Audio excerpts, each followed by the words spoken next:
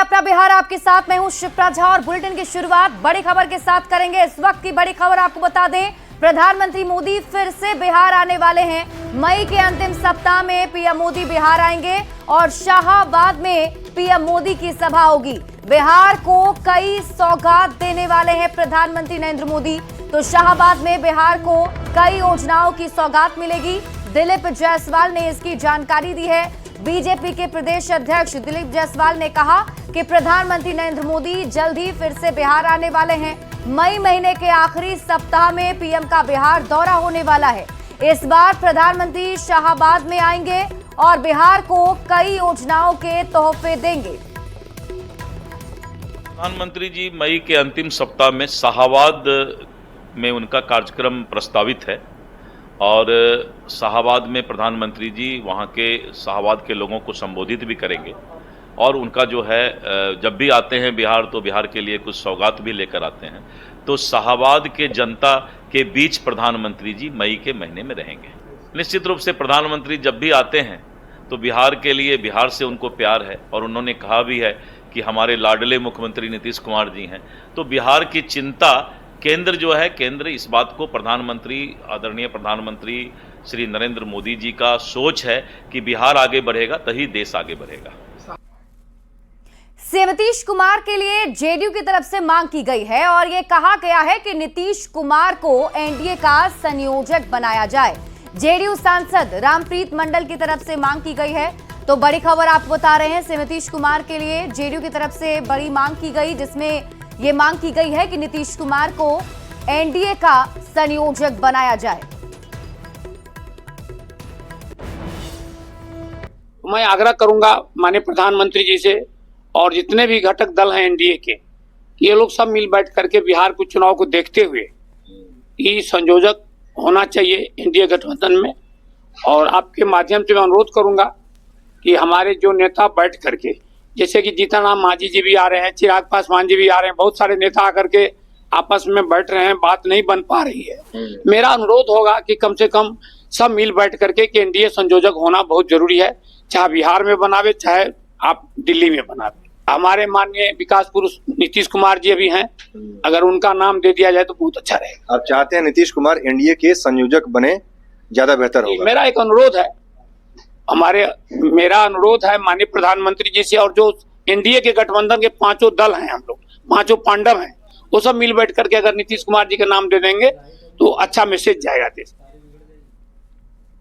तो देखिए, बिहार की सियासी लड़ाई फिर से संयोजक पर आ गई है। जेडीयू सांसद रामप्रीत मंडल की मांग के बाद एनडीए ने उनके बयान का बचाव किया है, जबकि विपक्ष बीजेपी पर निशाना साध रहा है।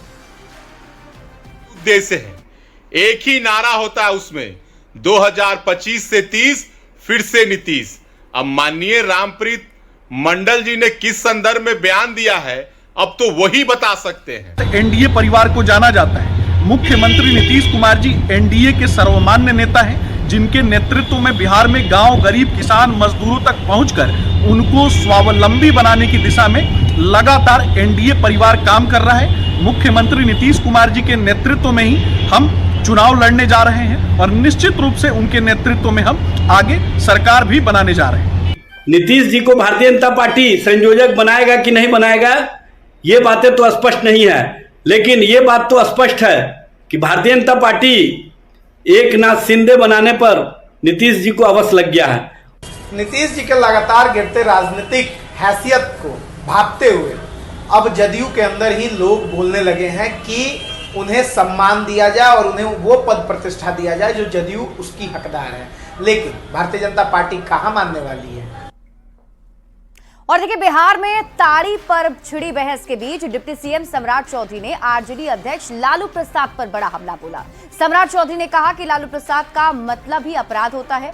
लालू परिवार पहले कानून बनाकर जेल भेजता है और बाद में कहता है छुड़ा रहे हैं। उन्होंने आरोप लगाया कि लालू प्रसाद सरकार के समय ही पासी समाज के लोगों को जेल भेजा जाता था।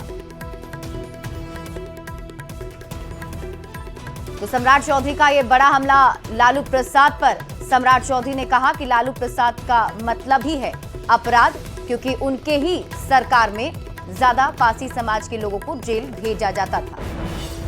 लालू जी का मतलब ही है अपराधी, और लालू जी का परिवार पहले कानून बनाकर जेल में भेज देता है और तब कहता है कि हम छुड़ा देंगे।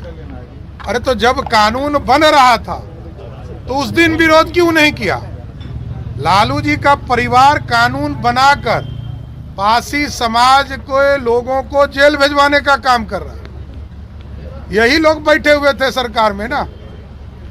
हम पूर्ण रूप से इसका समर्थन करते हैं कि नशाबंदी के कानून जो नीतीश कुमार जी ने लागू किया है उस पर कार्रवाई होता रहे, लेकिन नीतीश कुमार जी ने यह व्यवस्था किया है कि जो नीरा उद्योग है उसको पूर्ण रूप से हम बढ़ाने का काम करेंगे। ग्रामीण विकास विभाग के माध्यम से नीरा पर उद्योग लगाने का काम किया जा रहा है। तो उप मुख्यमंत्री सम्राट चौधरी के लालू प्रसाद पर बयान के बाद विपक्ष ने उन पर जोरदार हमला बोला है। लालू जी का अपराध और अपराधी दोनों का संरक्षण का वंशानुगत लक्षण है और इसलिए शुरू से ये काम करते रहे हैं। इनको यह भी जानकारी नहीं है कि शराबबंदी कानून में ताड़ी पर इसलिए प्रतिबंध लगाया गया कि कमिटमेंट था कि पेड़ा और नीरा बनाएंगे। पंचायत से लेकर प्रखंड स्तर पर 10 साल हो गए, वो तो परेशान हो रहे हैं पासी समाज के लोग। भारतीय जनता पार्टी के बड़े बड़े नेता या एनडीए घटक दल के जितने भी लीडर्स हैं लालू फोबिया नाम से ग्रसित हैं। वो जानते हैं कि लालू प्रसाद यादव जी ने अति पिछड़े वंचितों समाज को एक समाज में एक जगह दिया है, उनको मुखर होकर बोलना सिखाया। वो जानते हैं कि अगर ये एकजुट हो जाएंगे तो फिर उनको सत्ता में आना मुश्किल होगा। वहीं जनसुराज के संयोजक प्रशांत किशोर ने शराबबंदी से ताड़ी को हटाने वाले तेजस्वी यादव के बयान का समर्थन किया है। प्रशांत किशोर ने कहा कि अच्छा है तेजस्वी कम से कम एक कदम आगे बढ़े हैं। शराबबंदी के नाम पर पुलिस प्रशासन दलितों, पिछड़ों और महिलाओं का शोषण कर रहा है। एक कदम तो बढ़े।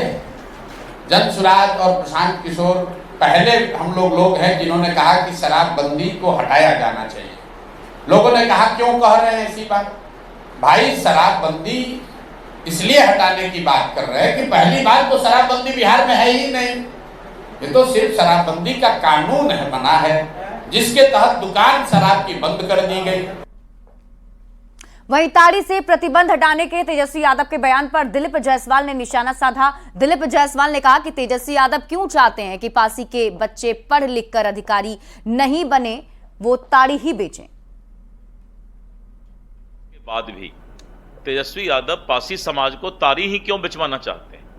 पासी समाज हमारा क्यों नहीं आगे बढ़ेगा? क्यों नहीं उनके बाल बच्चे आईएएस, आईपीएस, वकील, जज, डॉक्टर, इंजीनियर? इस बात की सोच इन लोगों की नहीं है। इनका सोच है कि गरीब को और गरीब बनाओ और गरीब को जो है वही पारंपरिक ये में ले जाना चाहते हैं। पासी समाज इस देश में आगे बढ़े, पासी समाज इस देश के अंदर मुख्य धारा में आए, इस बात की चिंता इनकी सोच नहीं है। और बिहार चुनाव से जुड़ी आपको इस वक्त की बड़ी खबर बता दें, महागठबंधन में सीट बंटवारे से जुड़ी बड़ी खबर सामने आ रही है। झारखंड की जेएमएम ने 12 सीट की मांग की है। महागठबंधन से 12 सीटों की मांग की गई है। तो बड़ी खबर आप बता रहे हैं बिहार चुनाव से जुड़ी हुई। देखिए महागठबंधन में अभी सीटों का बंटवारा नहीं हुआ है। हालांकि जेएमएम जो झारखंड की पार्टी है उनकी तरफ से महागठबंधन के तहत बिहार में भी चुनाव लड़ने की तैयारी है और ऐसे में 12 सीटों की मांग महागठबंधन से की गई है।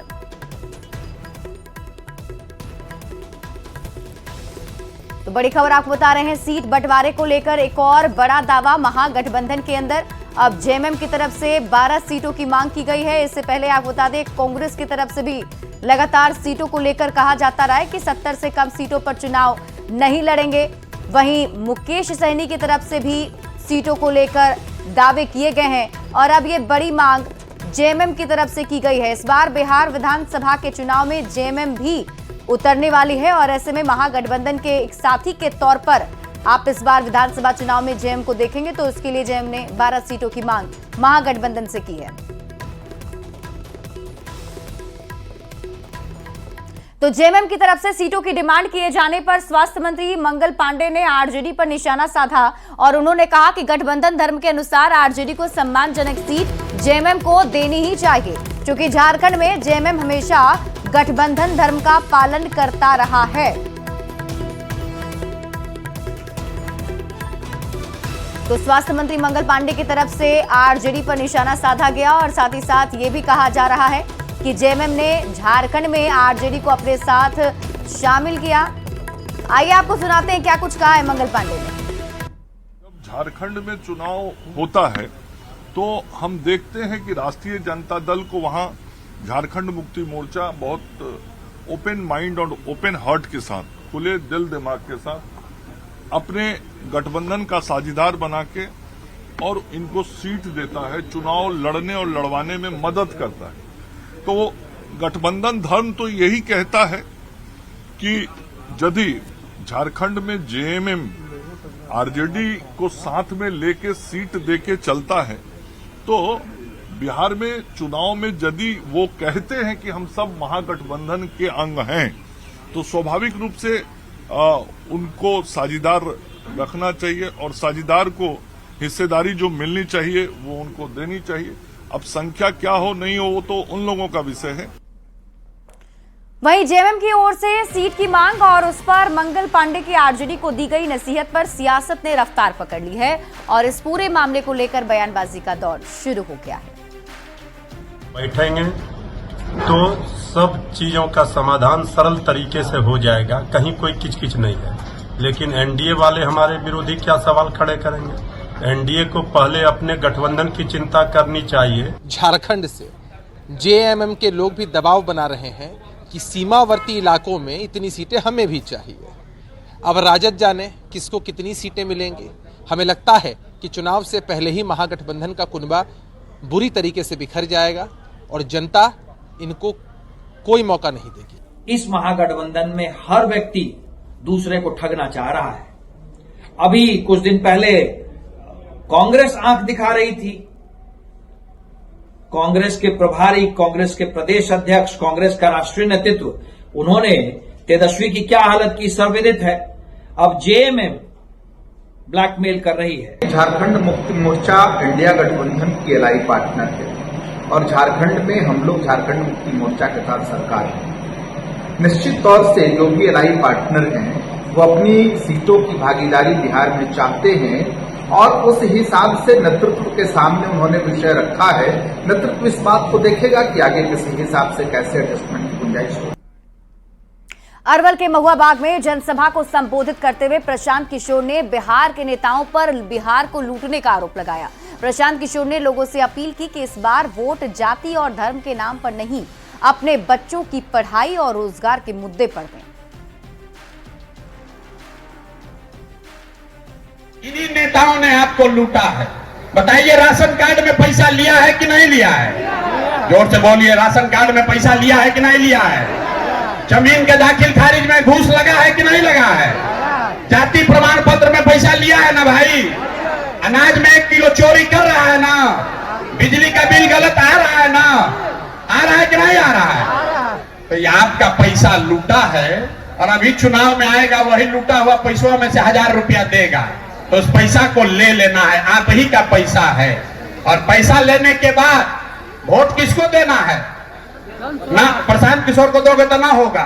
इस बार वोट अपने अपने बच्चों के पढ़ाई और रोजगार के लिए देना है। पटना में बन रहे डबल डेकर पुल का नीतीश कुमार ने जायजा लिया है। ये बिहार का पहला डबल डेकर पुल है जो लगभग बनकर तैयार हो चुका है और जल्दी इसका उद्घाटन भी होने वाला है।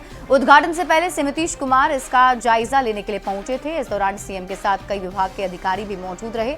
डबल डेकर पुल पर पहुंचकर सीएम ने अधिकारियों को जरूरी दिशा निर्देश भी दिए।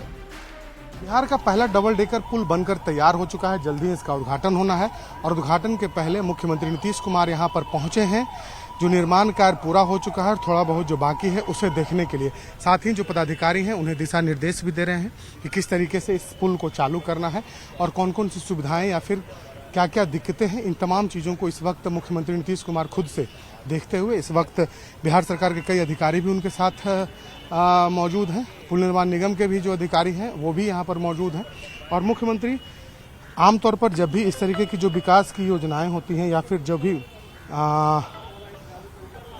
उद्घाटन या शिलान्यास होता है उसके पहले स्थल निरीक्षण करते हैं। और उसी कड़ी में देखिए मुख्यमंत्री नीतीश कुमार यहाँ पर पहुंचे हैं। ये अशोक राजपथ पर स्थित डबल डेकर पुल है और इस पुल का जायजा लेने के लिए पहुंचे, चूंकि पुल लगभग बन करके तैयार है और कहा जा रहा है कि जल्द ही इसका उद्घाटन भी होना है। तो उद्घाटन के पहले मुख्यमंत्री इसे यहाँ पर देखने के लिए पहुंचे हैं ताकि यह देखा जा सके कि जिस पुल के बनने के बाद लोगों को कितनी सहूलियतें होंगी और कैसे इस पुल पर जो ट्रैफिक सिस्टम है वो काम करेगा, या फिर जो देरी हुई या फिर आसपास के लोगों को दिक्कत ना हो। चूँकि जब पुल होगा गाड़ियाँ चलेंगे, हॉर्न बजेंगे, तो वो दिक्कत ना हो, इसको लेकर के इन तमाम चीज़ों को यहाँ पर मुख्यमंत्री नीतीश कुमार देखते हुए और जो अधिकारी हैं वो भी यहाँ पर मौजूद हैं। तो माना जा रहा है कि पटना, राजधानी पटना के लोगों को जल्द ही एक बड़ी सौगात मिलने वाली है और उस सौगात के पहले उसका जायजा लेने, डबल डेकर पुल का जायजा लेने पुल पर मुख्यमंत्री नीतीश कुमार पहुंचे हैं। कैमरा पर्सन दीपक के साथ चलें तो न्यूज़ 18 पटना। देखिए, बिहार में स्वास्थ्य विभाग में 35,000 से ज्यादा पदों पर बहाली की प्रक्रिया शुरू कर दी गई है और इस बात की जानकारी विभाग के मंत्री डॉक्टर मंगल पांडे ने आज पटना में दी। उन्होंने बताया कि अगले 3 महीने में इन सभी पदों पर बहाली पूरी हो जाएगी। स्वास्थ्य मंत्री ने कहा कि अगले 15 दिनों में 8,000 से ज्यादा पदों पर बहाली की प्रक्रिया अलग से शुरू की जाएगी। नर्स, जीएनएम से लेकर अलग अलग पदों पर बहाली की प्रक्रिया पूरी होनी है।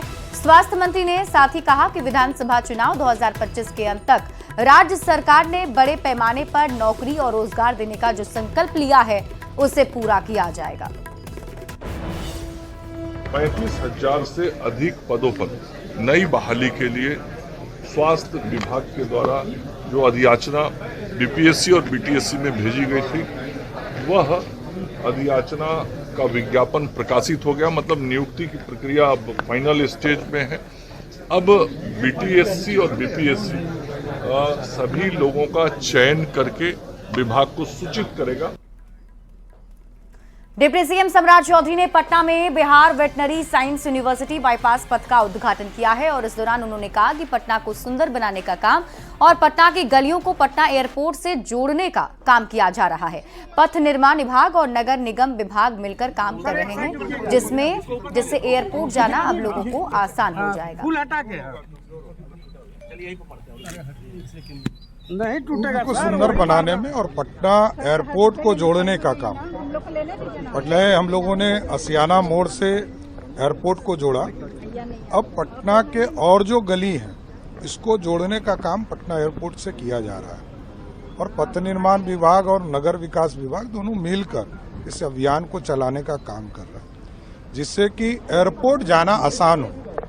1 करोड़ लोग साल में, जैसे ही प्रधानमंत्री नरेंद्र मोदी जी पटना एयरपोर्ट का उद्घाटन करेंगे, 1 करोड़ लोग पटना एयरपोर्ट से हवाई सेवा शुरू कर पाएंगे। अंतर्गत पटना एयरपोर्ट को जोड़ने के लिए जो प्रमुख सड़कें हैं जो शहर के अंदर से जोड़ी जा सकती हैं, माननीय विधायक संदीप चौरसिया भैया लगातार इस योजनाओं के लिए प्रयासरत थे और पटना एयरपोर्ट को राजा बाजार के इलाके से, शेखपुरा के इलाके से और साथ में जो बीएमपी का इलाका है उससे डायरेक्ट जोड़ा जा सके ताकि एयरपोर्ट पहुंचना आसान हो। माननीय प्रधानमंत्री जी 4 तारीख को संभवतः योजना का पटना एयरपोर्ट का उद्घाटन करेंगे।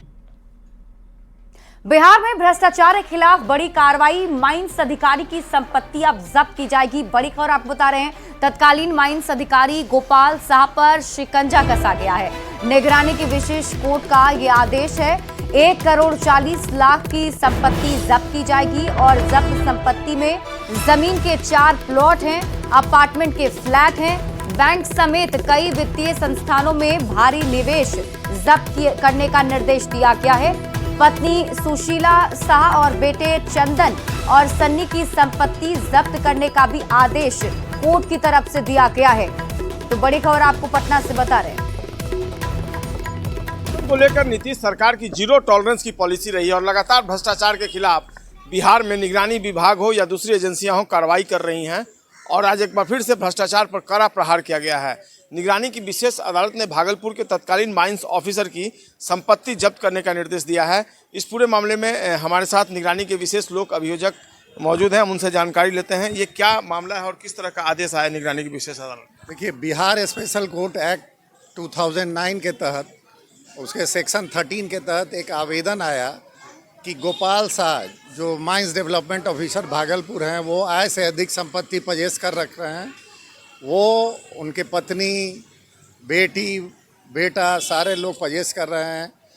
1,40,00,000 का यहाँ पर प्रेयर हुआ कि ये आय से अधिक संपत्ति इन्होंने पजेश कर रखा है, जिसमें फुलवारी शरीफ जानीपुर में 2 प्लॉट, रोहतास में 2 प्लॉट, एसके पुरी में इनका एक फ्लैट, सेवरल डिपॉजिट्स बैंक में, बजाज अलायंस, सहारा इंडिया, सारे ड्यूरिंग इन्वेस्टिगेशन इनसे आईओ ने सारा एक्सप्लेनेशन मांगा, क्लैरिफिकेशन मांगा, ये फेल हुए। माननीय न्यायालय में भी ये एक्सप्लेन करने में फेल हो गए कि इनका लीगल सोर्स क्या है, और कुल इनका 1,40,00,000 की संपत्ति आज Shri Brajesh Pathak, authorise officer vigilance Patna ने जब्त करने का आदेश दिया, और इनको निर्देश दिया है कि आदेश प्राप्ति के 15 दिन के अंदर पटना डीएम के पास आप सारा प्रॉपर्टी, ये रिलेटेड प्रॉपर्टी को सुपुर्द कर दें। Otherwise by taking coercive action DM जो है इनका सारा संपत्ति जब्त करेगा।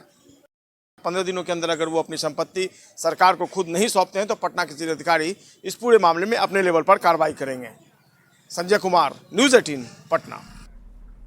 और इस बीच आपको समस्तीपुर से बड़ी खबर बताते हैं, जहां आवारा कुत्ते का आतंक जारी है। लड़की पर कुत्तों ने हमला कर दिया, इलाज के दौरान मासूम की मौत भी हो गई। हसनपुर थाना के बड़ा गांव की घटना बताई जा रही है। अप्रैल में कुत्ते के काटने से ये चौथी मौत की घटना बताई जा रही है। तो समस्तीपुर से आपको इस वक्त की बड़ी खबर बता रहे हैं, जहां एक कुत्ते ने लड़की पर हमला किया, लड़की की इस घटना में मौत हो गई है।